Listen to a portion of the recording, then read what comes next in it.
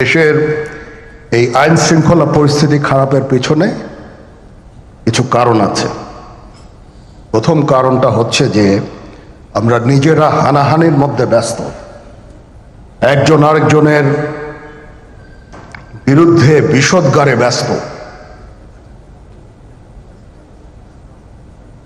এটা একটা চমৎকার সুযোগ অপরাধীদের জন্য।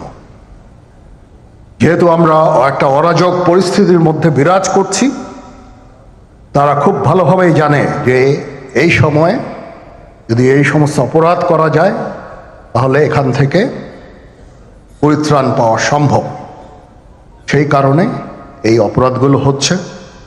আমরা যদি সংগঠিত থাকি, একত্রিত থাকি, তাহলে অবশ্যই এটা সম্মিলিতভাবে মোকাবেলা করা সম্ভব হবে। Police, RAB, BGB, DGFI, NSI এগুলো দেশের জন্য অত্যন্ত গুরুত্বপূর্ণ কাজ করেছে অতীতে। খারাপ কাজের সাথে অসংখ্য ভালো কাজ করেছে। আজকে যে দেশের স্থিতিশীলতা, দেশটাকে যে এত বছর স্থিতিশীল রাখা হয়েছে, এটার কারণ হচ্ছে এই সশস্ত্র বাহিনীর বহু সেনা সদস্য, সিভিলিয়ান সবাই মিলে এই অর্গানাইজেশনগুলোকে, অসামরিক, সামরিক সবাই মিলে এই অর্গানাইজেশনগুলোকে এফেক্টিভ রেখেছে। সেই জন্য আজকে সুন্দর, এতদিন ধরে আমরা একটা সুন্দর পরিবেশ পেয়েছি। এর মধ্যে যারা কাজ করেছে, যদি অপরাধ করে থাকে সেটার শাস্তি হবে, অবশ্যই শাস্তি হতে হবে, না হলে এই জিনিস আবার ঘটবে। আমরা সেটাকে বন্ধ করতে চাই চিরতরে, কিন্তু তার আগে মনে রাখতে হবে আমরা এমনভাবে কাজটা করব এই সমস্ত অর্গানাইজেশনগুলো যেন আন্ডারমাইন না হয়। আজকে পুলিশ সদস্য কাজ করছে না, এটা বিশাল বড় কারণ হচ্ছে অনেকের বিরুদ্ধে মামলা, অনেকে জেলে। RAB, BGB, DGFI, NSI panicked. বিভিন্ন দোষারোপ, গুম, খুন ইত্যাদি তদন্ত চলছে। অবশ্যই তদন্ত হবে, দোষীদের বিচারের আওতায় আনতে হবে। এমনভাবে কাজটা করতে হবে যেন এই অর্গানাইজেশনগুলো আন্ডারমাইন না হয়। এই অর্গানাইজেশনগুলোকে যদি আন্ডারমাইন করে আপনারা মনে করেন যে দেশে শান্তি শৃঙ্খলা বিরাজ করবে, সবাই শান্তিতে থাকবেন, সেটা হবে না, সেটা সম্ভব না। আমি আপনাদের পরিষ্কার করে বলে দিচ্ছি, এই দেশের শান্তি শৃঙ্খলা রক্ষার দায়িত্ব খালি সেনাবাহিনীর না। 2 লক্ষ পুলিশ আছে, বিজিবি আছে, র্যাব আছে, আনসার ভিডিপি আছে, আমার আছে হচ্ছে 30,000 সৈন্য। এদেরকে আমি এই যে একটা বিরাট ভয়েড, আমি এই 30,000 সৈন্য দিয়ে আমি কিভাবে এটা পূরণ করব? 30,000 থাকে, আবার 30,000 চলে যায় ক্যান্টনমেন্টে, আরো 30,000 আসে। এটা দিয়ে আমরা দিন রাত আমরা চেষ্টা করে যাচ্ছি। এখানে যে সমস্ত উচ্ছৃঙ্খল কাজ হয়েছে সেটা আমাদের নিজস্ব তৈরি, এটা আমাদের নিজস্ব ম্যানুফ্যাকচার, আমরা নিজস্ব এইগুলো তৈরি করেছি। এই বিপরীতমুখী কাজ করলে এসে কখনো শান্তি শৃঙ্খলা আসবে না, এই জিনিসটা আপনাদের মনে রাখতে হবে। ভিশনের ফুলঝুরি মেগা অফারে ফ্রিজ কিনলেই পাচ্ছেন 16 পিসের আকর্ষণীয় গিফট বক্স একদম ফ্রি। আজকে একটা বেদনা বিধুর দিবস। 2009 সালের 25শে ফেব্রুয়ারি আমরা এই 57 জন চৌকস সেনা অফিসার, এবং শুধু তাই নয়, আমাদের কিছু কিছু পরিবারবর্গর সদস্যদের আমরা হারিয়েছি। এখানে আসার সময় এই ছবিগুলো আমি দেখছিলাম। এই ছবিগুলো আপনারা অনেকে ছবিতে দেখেছেন, কিন্তু এগুলো আমার সব চাক্ষুষ দেখা।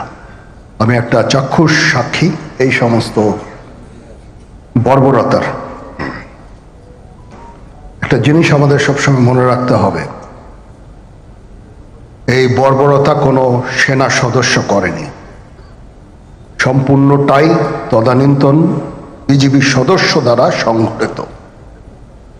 Full stop. এখানে কোনো ইফ এবং বাট নাই।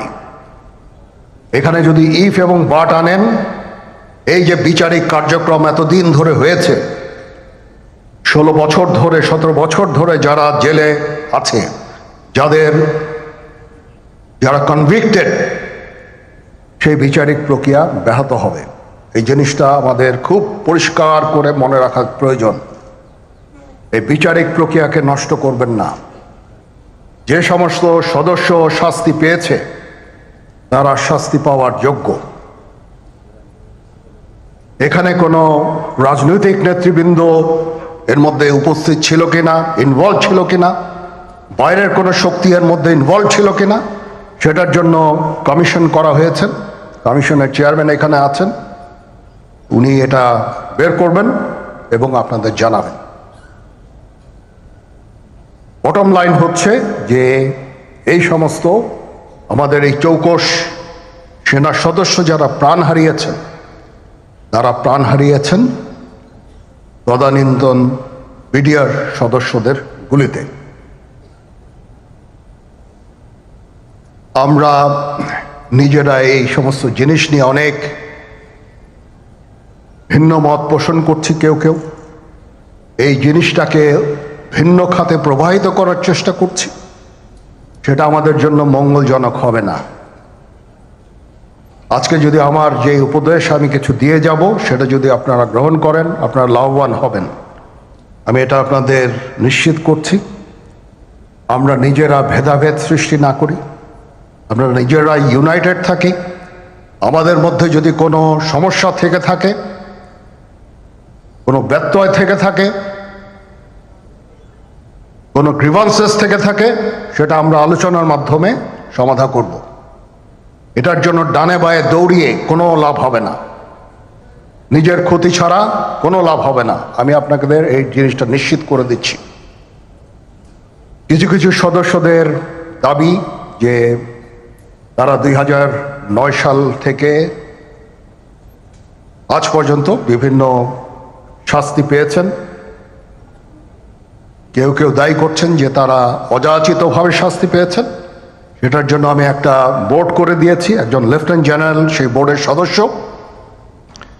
প্রথম ফেজে 51 জন সদস্যর ব্যাপারে আমার কাছে রিকমেন্ডেশন নিয়ে এসেছে। তার রিকমেন্ডেশনের অধিকাংশই আমি গ্রহণ করেছি এবং আরও বেশি আমি দিয়েছি। নেভি এয়ারফোর্সও তাদের এই কার্যক্রম চালিয়ে যাচ্ছে। আমার স্ট্যান্ড পয়েন্ট হচ্ছে, যদি কেউ অপরাধ করে থাকে সেটার জন্য কোনো ছাড় হবে না।